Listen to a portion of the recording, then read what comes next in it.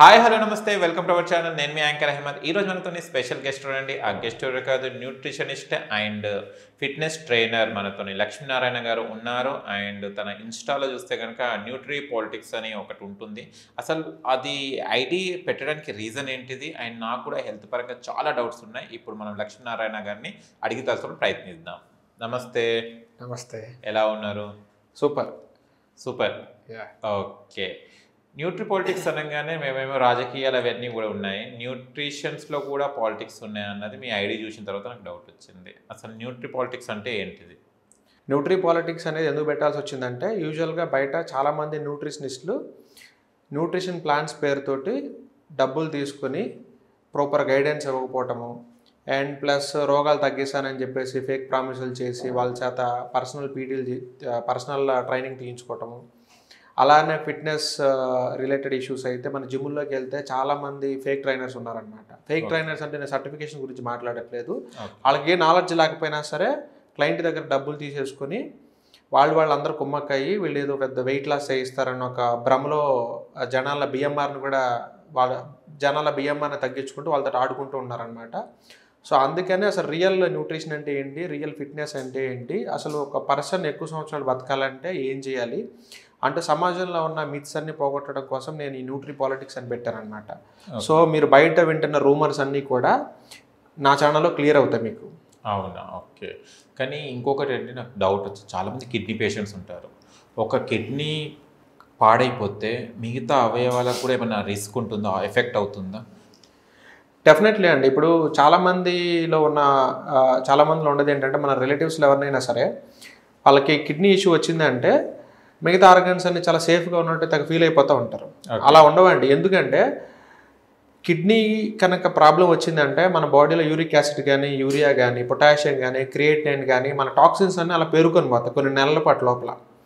So ఆ toxins అన్నీ అలా పేరుకుపోవటం వల్ల ఏం జరుగుతుందంటే కిడ్నీ ఇష్యూ వస్తుంది. కిడ్నీ ఇష్యూ వచ్చిన వెంటనే కిడ్నీ వాటన్నిటిని బయటికి పంపలేదు కాబట్టి నెక్స్ట్ ఆ రెస్పాన్సిబిలిటీ లివర్ దగ్గరికి వెళ్ళిపోతుంది. లివర్ ఏం చేస్తుంది అంటే, లివర్ కూడా ఆల్రెడీ 500 రకాల పనులు చేస్తే బిజీగా ఉంటుంది. ఈ లోడ్ కూడా తీసుకెళ్ళి దాని మీద వేస్తే అంటే కిడ్నీ పని కూడా లివర్ చేయమని అడిగారు మీరు.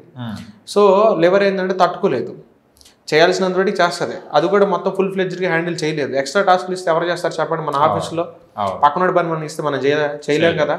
సేమ్ అట్లానే జరుగుతుంది అనమాట.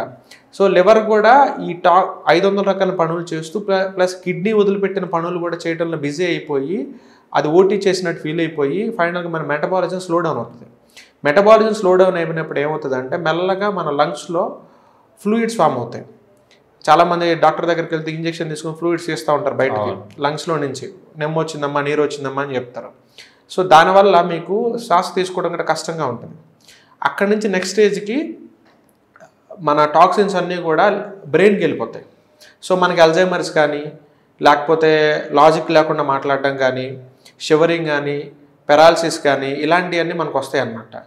సో ఇప్పుడు కిడ్నీలు ఫెయిల్ అయిపోయినాయి, లివర్ ఫెయిల్ అయిపోయింది, లంగ్స్లో వాటర్ వచ్చేసింది, బ్రెయిన్లో టాక్సిన్స్ ఫామ్ అయిపోయి పెరాలసిస్ వచ్చేసింది.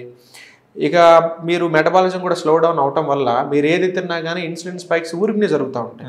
సో దానివల్ల మీ ప్యాంక్రియాస్ కూడా పాడైపోతుంది. ఇన్ని పాడైపోయిన తర్వాత అండ్ ఈవెన్ దో ఇంకొకటి ఏంటి అంటే, మీ బాడీలో విటమిన్ డి అనేది మీరు ఎండలో నిలబడ్డారు, లేకపోతే మెడికల్ షాప్కి వెళ్ళి విటమిన్ D3 టాబ్లెట్ తీసుకున్నారు, అది active form of vitamin D కింద కన్వర్ట్ అవ్వాలి అంటే లివర్ అండ్ కిడ్నీ రెండు కలిసి పనిచేయాలి. సగం పని కిడ్నీలో జరుగుతుంది, సగం పని లివర్లో జరుగుతుంది.